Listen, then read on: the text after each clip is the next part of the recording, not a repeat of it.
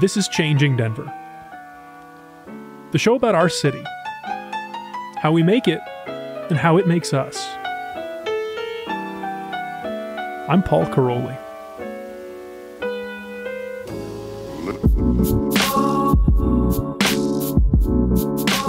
A while back, I produced a couple of episodes of Changing Denver about the neighborhood at the site of the former airport, and the history of its namesake, Denver's Klansman mayor.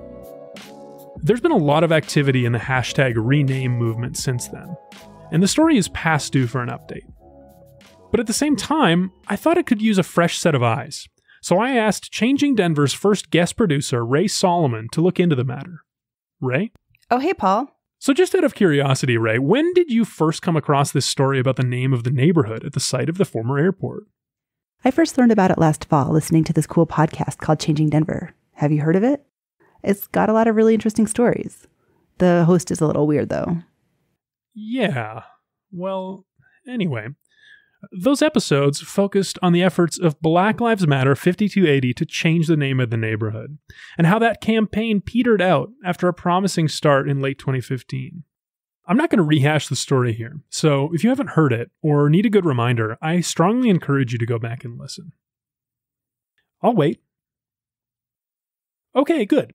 Now that everyone is caught up, I'm proud to say that I still plan to avoid using the name of the former airport on this show. Paul?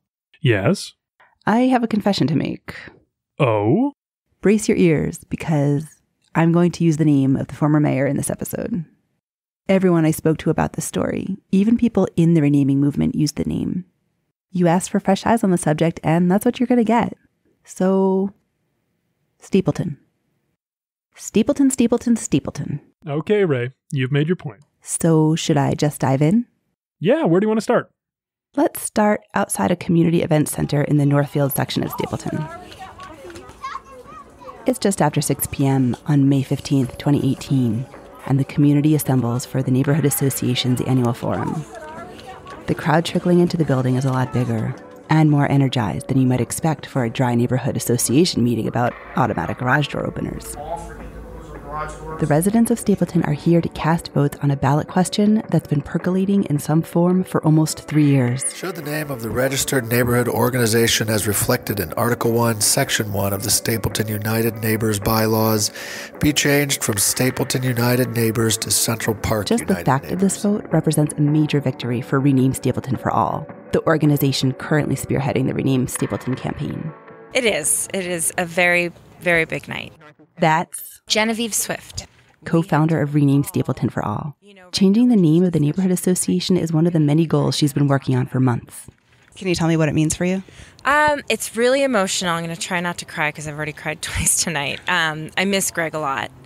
It's really hard not having him here, but at the same time, I do feel like he's here. She's referring to Gregory Diggs, co-founder of Rename Stapleton for All, one of the most vocal advocates for renaming Stapleton. He featured prominently in Changing Denver's first episode on the issue. Tragically, Greg passed away in February 2018.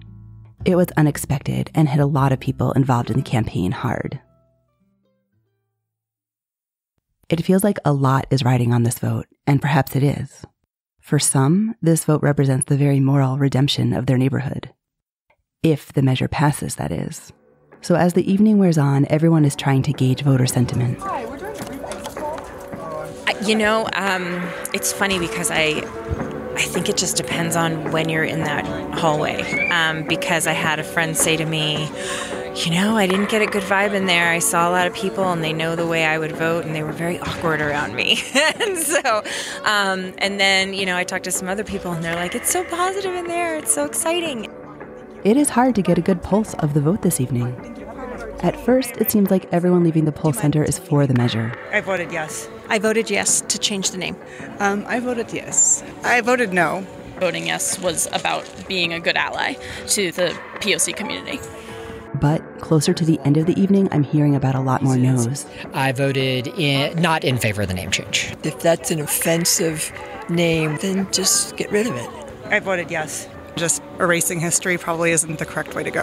I have no issue with the way it is, and I think it's a waste of time and energy and money to pursue this. The threshold for the ballot to pass is high. A supermajority of 66% needs to approve the measure for it to be successful, and the outcome is far from assured.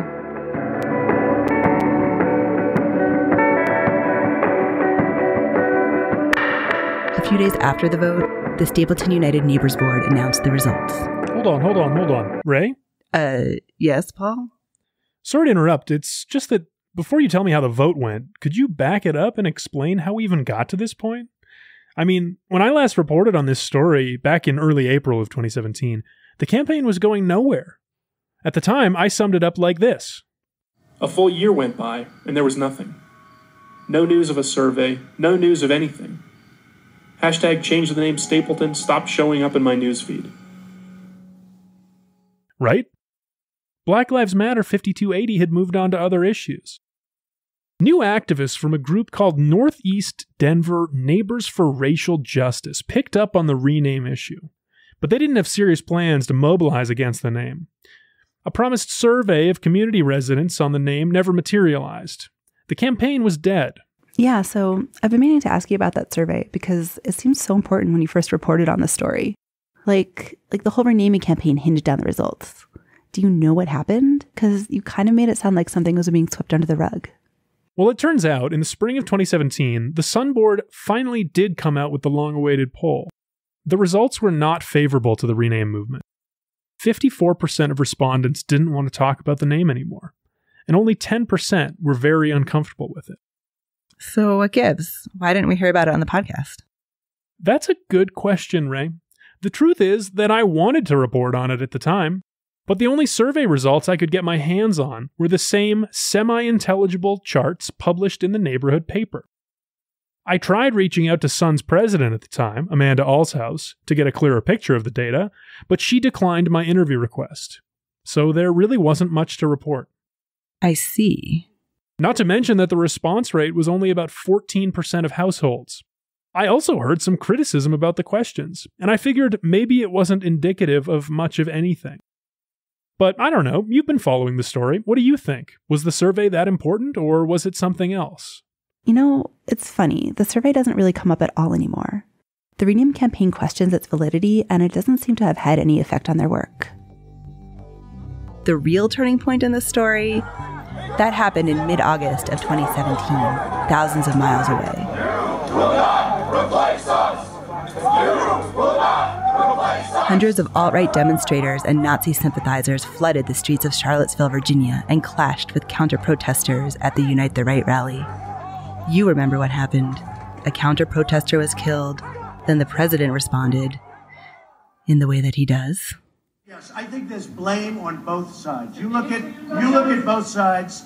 I think there's blame on both sides. I'm not putting anybody on a moral plane. What I'm saying is this. You had a group on one side and you... For a lot of people, this event held up a mirror, clearly reflecting what their country had become. They were horrified by the hate and violence they saw there. Back in Stapleton, for instance, the Sun Board was moved to issue a letter condemning the Charlottesville incident. Dear neighbors, we are deeply disturbed by the escalation of hateful sentiment and shocked and horrified by the events in Charlottesville, Virginia. We unify in condemning all forms of hateful acts, violence, racism, anti-Semitism, bigotry, and xenophobia, and efforts by alt-right and white supremacy groups, the Ku Klux Klan, and any other group espousing hatred and violence. We together say clearly that there is no place for these displays of hatred in our neighborhood. There was a small problem with this gesture, though. You know, they wouldn't stand for any symbols of hatred in the neighborhood, and there it was on Stapleton letterhead. And that's Genevieve Swift again. And so I've gotten to know Amanda since last September, and I think that she wrote the letter, and on its own, it's a beautiful letter, and I think that her intentions were very sincere. But I've said to her, you know, this is how it was taken, and you have to think of it in context. And, you know, when you say no symbols of hatred, and there's Stapleton's name, it just doesn't come off as genuine. The letter was just too much for people to ignore. Honestly, we've got like 40 people in the group, and a lot of people just came from that letter. Like they were just really, it just ignited the spark. One of those people drawn to the campaign after Charlottesville was Jackie St. John. And I went looking for a way to fight white supremacy after that. Jackie is an award-winning writer, a retired county judge, attorney, and law professor. She spent a lot of her career as a human rights advocate for women and children. Last year, she became the head of the Rename Stapleton for All legal team. Things, from my point of view, began, and Rename Stapleton for All began when, right after, I guess it was in August of 2017, when the incidents occurred in Charlottesville, and Black Lives Matter 5280 had created a website sometime before that, and they basically turned it over to Genevieve Swift and to Gregory Diggs. So that was when we began developing the website and defining what our goals were and beginning to tackle the renaming issues one by one. So that's an interesting point, because when you sit down to actually figure out how to change the name of a neighborhood, you realize just how diffuse that name is. It's an official name with the city, but it also exists in a lot of different places. On signs and letterheads, sure, but also on mortgages, deeds, business names, governing documents, and just about every type of organization related to neighborhood function you can think of. And when it comes down to it, pinning down just exactly where the actual name of a neighborhood lives is a complicated task. We essentially found the places where Benjamin Stapleton's name was being honored. So they identified targets for maximum impact. We're mostly concerned about the visible use of it. You know, if it's on the deeds, fine, we don't care. It's the visible use of it that continues to memorialize and honor of a person who really is a symbol of a very shameful part of Denver history. That includes things outside of the neighborhood, like Stapleton Park in Globeville. The sign was taken down when the city discovered, after we inquired, that the park had never been officially named.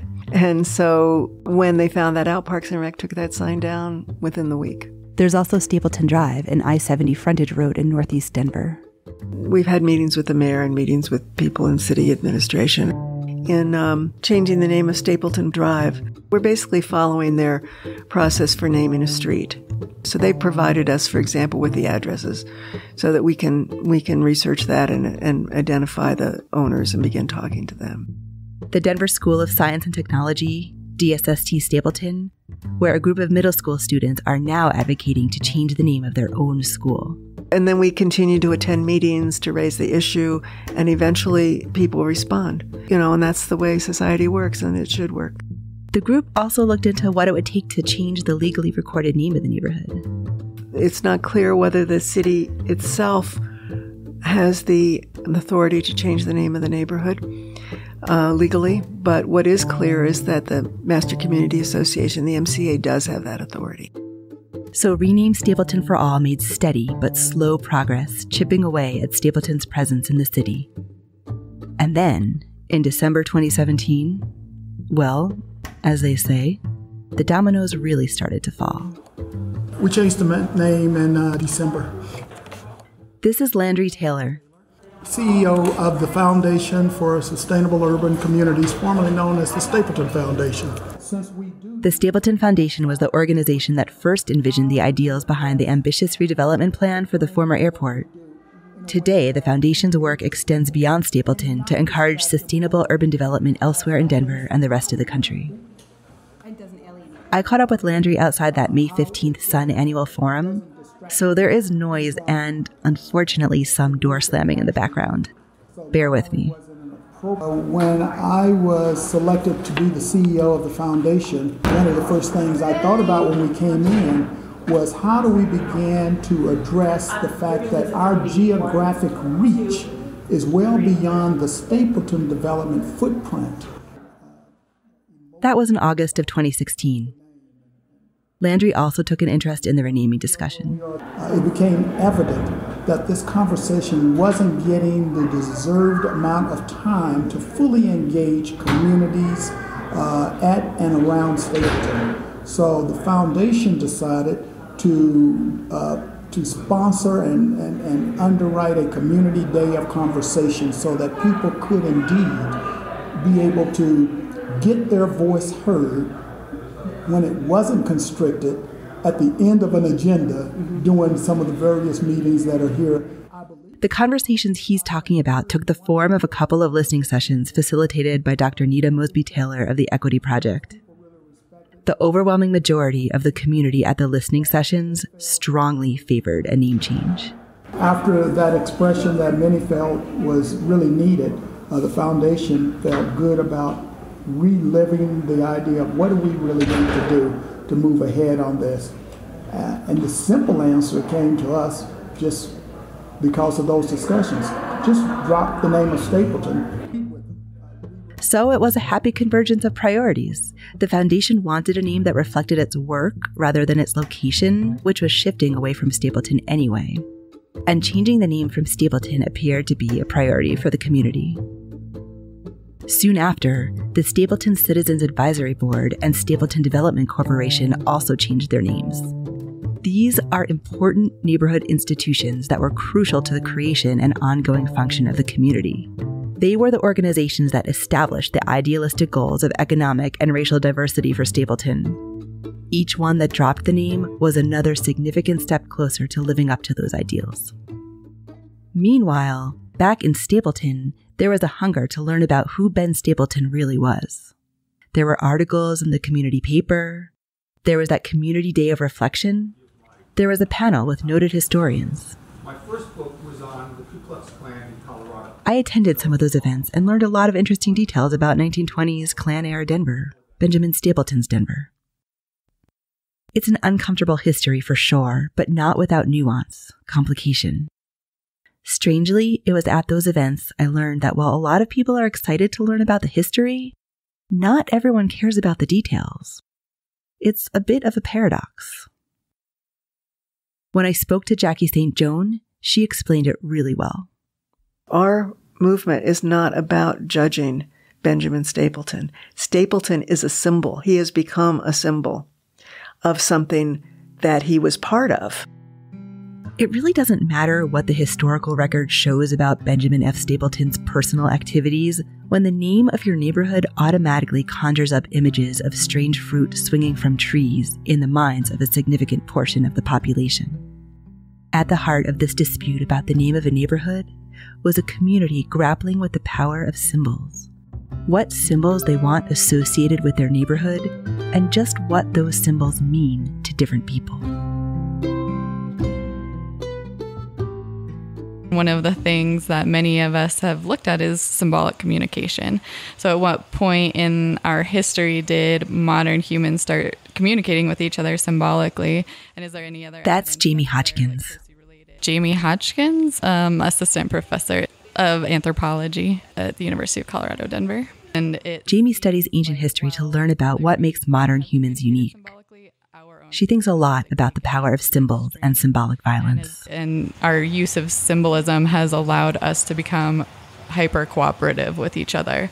And I think probably in that way, it's allowed us to really take over the globe the way that we see it today. So symbolic communication, that starts with language, right? Not necessarily. In the very deep past, we don't have any evidence for language. But all we're left with in the archaeological record is things like red pigment or shell beads or artwork. And all of that obviously is symbolic. And so when we go to these very ancient sites, that's what we're looking for. Do we have any evidence that there's any kind of pigment displays or any type of beadwork or artwork that would symbolize either an abstract idea or communicate that, a group identity to someone from far away? There's a hypothesis that humans are as powerful today on the planet or as dominant as a species because of our capacity to war, and basically that our species kind of left Africa and wiped out every other species that we came across, both other closely related human groups, but also animals that we came across, leading to mass extinctions. And so all of that is tied into symbolic communication because we all have the in group and then the other. And we know that, that people were using different pigments and different symbols to represent this is my group versus your group. And that warfare is really intimately tied with that. There's the symbolism of the Klan, and then there's the Stapleton acquiring that symbolism through his affiliation of the Klan, right? Where it becomes complicated is that Stapleton was a human being, right? He was a man who wanted to become mayor. And the way that he saw fit to become mayor was by aligning himself with a very powerful organization that was the Ku Klux Klan.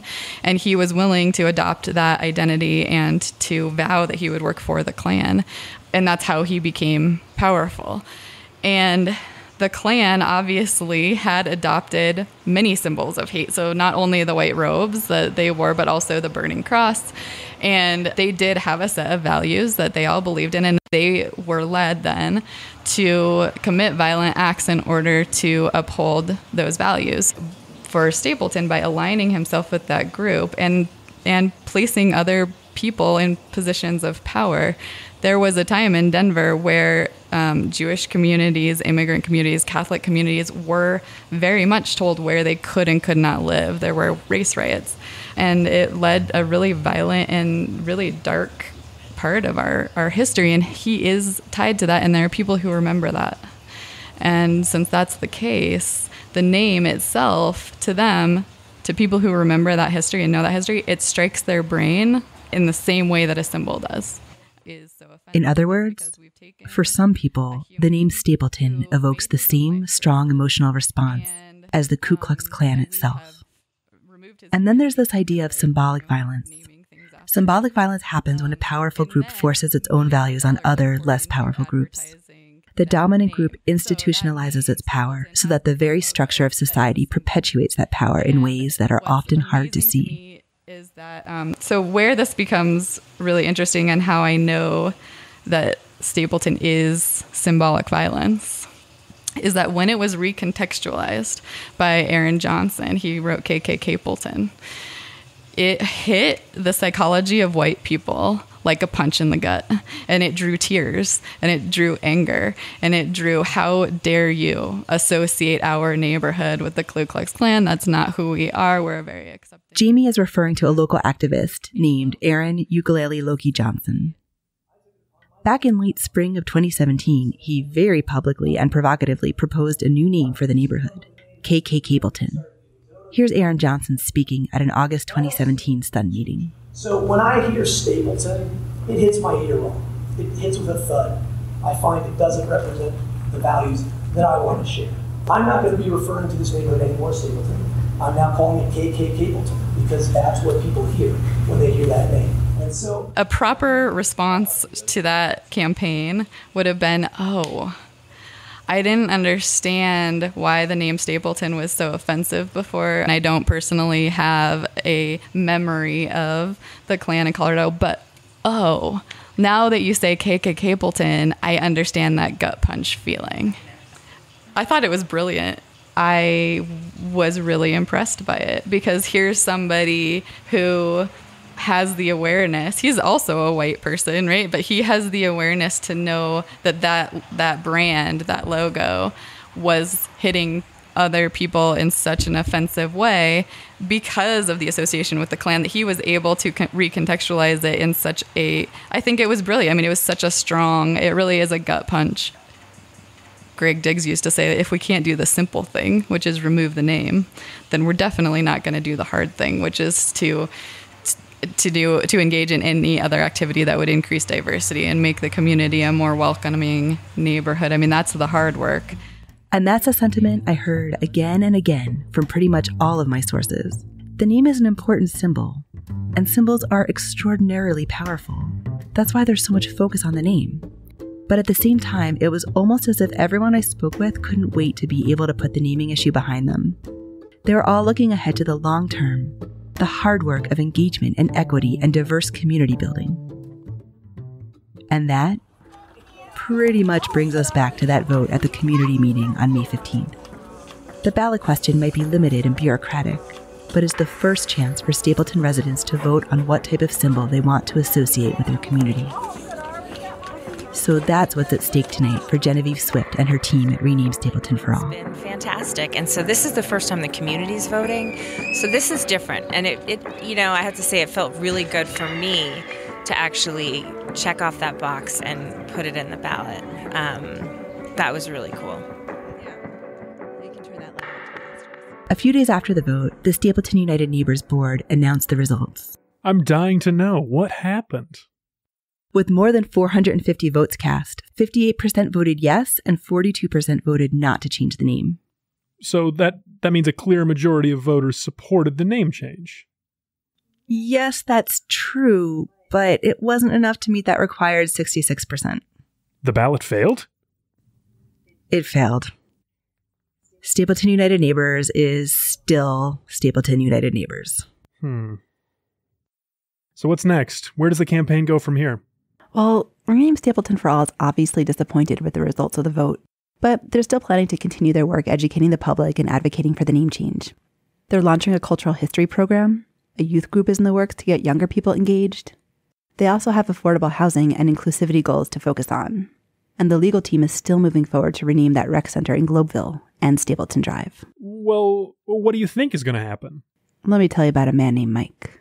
I met him outside the community center that evening on May 15th. He was there. Just for the vote. I got 3 kids with me. And what do you represent? He seemed a bit wary of talking to me, and I had him pegged as a no vote. But I do. I voted for the name change. You voted for the name change? Yes. Personally, I'm a little bit indifferent to it, but I know and I have some friends that are of color, and it is important to them.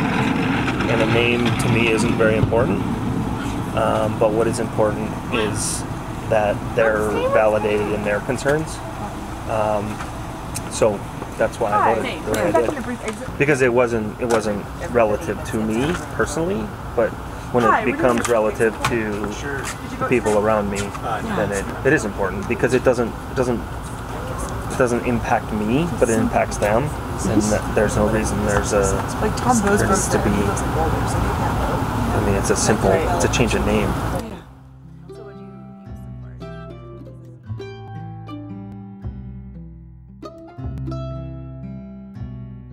his answer surprised me. But I think there are other Mikes out there. Probably lots of future Mikes, too. People who aren't personally impacted by a name like Stapleton, who maybe don't think it's a problem for them, but who will see the symbolic violence that hurts their neighbors. And when that happens, you can bet that those future Mikes will be the ones doing the hard work of changing Denver.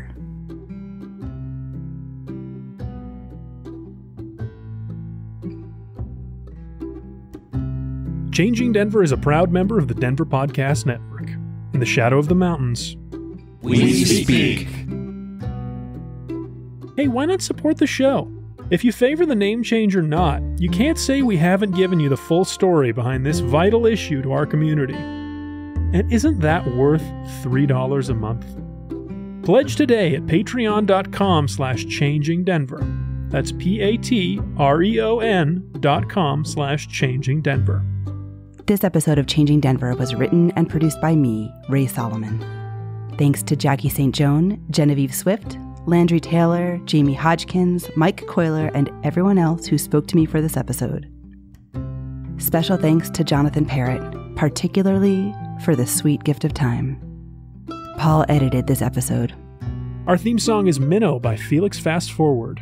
We've got links to his work and all the other tracks you heard in this episode on our website, changingdenver.com. Stay tuned for our return to Rocky Flats. Chapter 4 is coming on July 2nd. Until then, I'm your host, Paul Caroli.